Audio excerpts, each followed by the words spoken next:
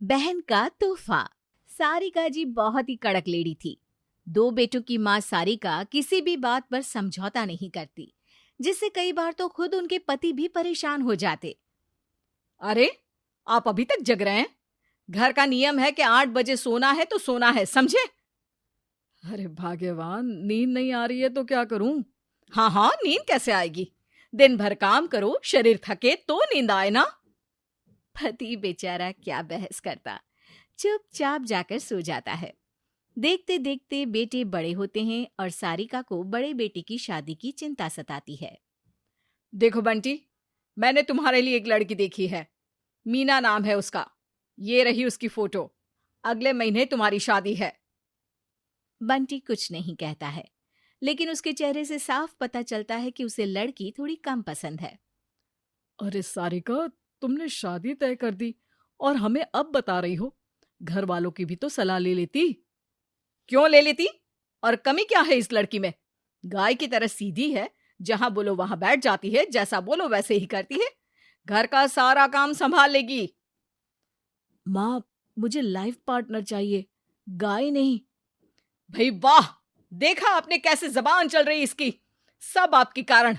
बच्चों के सामने आप मुझसे सवाल जवाब करेंगे तो बच्चे भी तो ऐसे ही निकलेंगे ना। पिता फिर शांत होकर वहां से चला जाता है। बंटी की शादी प्रिया से हो जाती है, जो सच में किसी गाय से कम नहीं होती है। माँ जी, मैंने खाना बना दिया है, क्या अब मैं सोने चली जाऊं?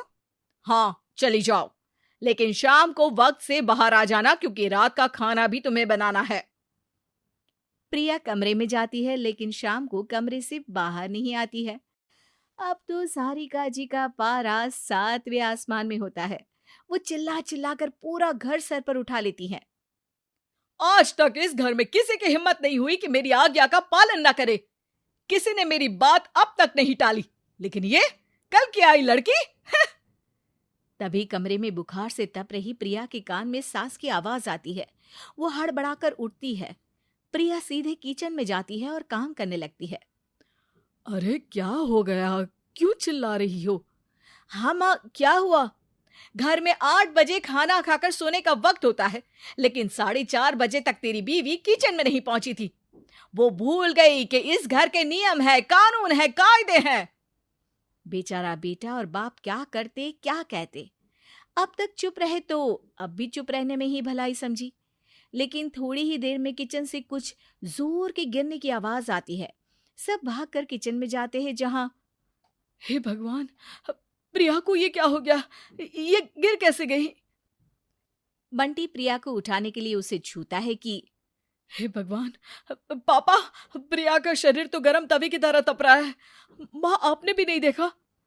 अरे देखा नहीं? तप रही है तो बताना था ना। अरे बताती कैसे बेचारी, इतना तो बरस रही थी तुम उस पर। पापा, आप माँ से बाद में बात करना, पहले हम प्रिया को डॉक्टर के पास ले चलते हैं। इनके ऊपर मानसिक दबाव काफी रहा होगा। शरीर का साथ दिमाग नहीं दे रहा था, लेकिन फिर भी अब इनको पूरा आराम दे, कम से कम 2 महीने। सब घर आ जाते हैं, जहां सारिका वाह जी वाह, डॉक्टर ने तो बोल दिया कि 2 महीने का आराम दो, लेकिन 2 महीने काम कौन करेगा? माँ, तुम्हें काम की पड़ी है। अरे नौकरानी रख लो ना। चुप रहो बंटी, अब तुम्हारी जबान नहीं चलनी चाहिए, समझे? नौकरानी के पैसे कौन तेरा ससुर देगा? वैसे एक तरीका है। सारिका सीधे प्रिया के मायके जाती है। देखिए भाई साहब, प्रिया ने तो 2 महीने के लिए बिस्तर पकड़ लिया है, लेकिन घर का सारा काम कौन करेगा? आपकी छोटी बेटी रिया को 2 महीने के लिए आप हमारे घर भेज दीजिए। अरे पर बहन जी, उसकी तो परीक्षा है ना। अरे वाह जी वाह, कैसे पिता हैं आप? एक बेटी ने बिस्तर पकड़ा है और आपको दूसरी बेटी की पढ़ाई की पड़ी है। अरे कौन सा डीएम बनाना है? तभी वहां एंट्री होती है प्रिया की छोटी बहन रिया की। मस्त बिंदास जींस टॉप में वो वहां आती है। नमस्ते आंटी जी। पापा, आंटी सही तो बोल रही है कि कौन सा मुझे डीएम बनना है। आंटी, आप घर पहुंचिए, मैं कल सुबह आ जाऊंगी। बाप से तो समझदार बेटी है। चलती हूं मैं। अगले दिन पहुंच जाती है रिया अपनी बहन के घर। नाश्ता 8 बजे तक लग जाना चाहिए। रिया सुबह नाश्ता बनाकर बहन की सास के कमरे में जाती है, जहां धीरे धीरे गाने की आवाज आ रही होती है। वह अंदर जाती है कि ससुर गाना गाते गाते रुक जाते हैं। अरे वाह अंकल जी, आप तो बड़ा ही सुरीला गाते हैं। अरे बेटा, भगवान के लिए आंटी को ना बताना, बस समझ लो तुमने कुछ सुना ही नहीं। अरे इतना अच्छा गाते हैं तो दुनिया से क्यों डरते हैं अंकल?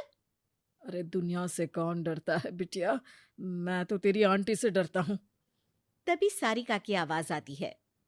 जरा बाहर तो आइए, लैब वाले आ गए हैं, सारे टेस्ट करवा लीजिए।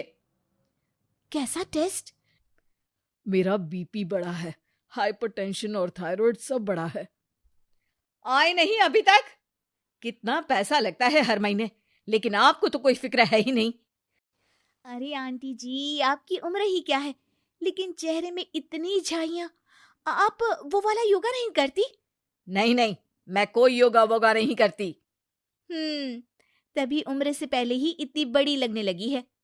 वैसे मेरी और आपकी उम्र में ज्यादा फर्क नहीं है, लेकिन फिर भी आप देखिए खुद को। हाँ, बोल तो तुम ठीक रही हो। थोड़ा ही फर्क है हम दोनों की उम्र में, लेकिन क्या करूं मैं। अब आंटी, इस उम्र में आपको जिम जाने की सलाह तो दे नहीं सकती, लेकिन हाँ, आप घर के छोटे छोटे काम कर सकती हैं, जिससे आपका शरीर चलेगा, आपका पसीना निकलेगा और फिर देखिए चेहरे पर चमक ही चमक। बात तो तुम ठीक कर रही हो, लेकिन क्या करूं, प्रिया मुझे कोई काम ही नहीं करने देती। मैं समझ सकती हूँ आंटी। दीदी मुझसे बड़ी है, वैसे में आप उनसे ज्यादा छोटी नहीं हुई। अरे कोई क्यों चाहेगा कि सास ज्यादा जवान लगे। सास को रिया की बात समझ में आ जाती है। वो अब रिया के साथ घर के काम में मदद करती। फिर एक दिन वो बाहर वॉक कर रही थी कि पड़ोसन कहती है, अरे क्या बात है सारिका जी, आप तो दिन पर दिन जवान होती जा रही हैं। अब क्या था, सारिका तो खुश हो जाती है और रिया को थोड़ा पसंद करना भी शुरू कर देती है। फिर एक दिन, आंटी जी वो मुझे ना घर जाना पड़ेगा, मेरी संगीत की परीक्षा है ना, यहाँ तो कोई सिखाने वाला भी नहीं है। सारिका कुछ सोचती है, फिर कहती है, अरे तुम चली जाओगी तो घर का काम कौन करेगा? "हम्म, अच्छा नहीं जाती, लेकिन फिर संगीत की परीक्षा।"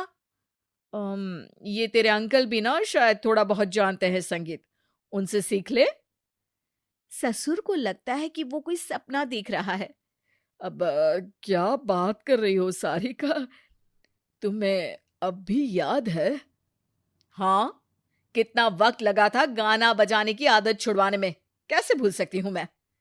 लेकिन आप तो अब तक पक्का भूल चुके होंगे। अरे आंटी जी कोई बात नहीं, अंकल को जितना आता है मैं उतना ही सीख लूंगी। फिर क्या, रोज रिया प्रिया के ससुर का गाना सुनती और सबके सामने उन्हें गाने को भी कहती। ससुर अपनी हॉबी को पूरा करते खुश रहते और फिर अगले 15 दिनों में ही जब घर पर लैब वाला आता है। अरे अंकल जी की जो मैं 10 दिन पहले सैंपल ले गया था ना, रिपोर्ट आ गई है, वो तो पूरी तरह ठीक हो गए। ये तो जादू ही है, जो इतनी सारी बीमारियां झटके में चली गई। सास को भी आश्चर्य होता है। वहीं प्रिया भी ठीक हो जाती है और अब घर का माहौल ही अलग होता है। ससुर का गाना, सास का प्रिया के साथ खाना पकाना और परिवार में अनुशासन का थोड़ा कम हो जाना।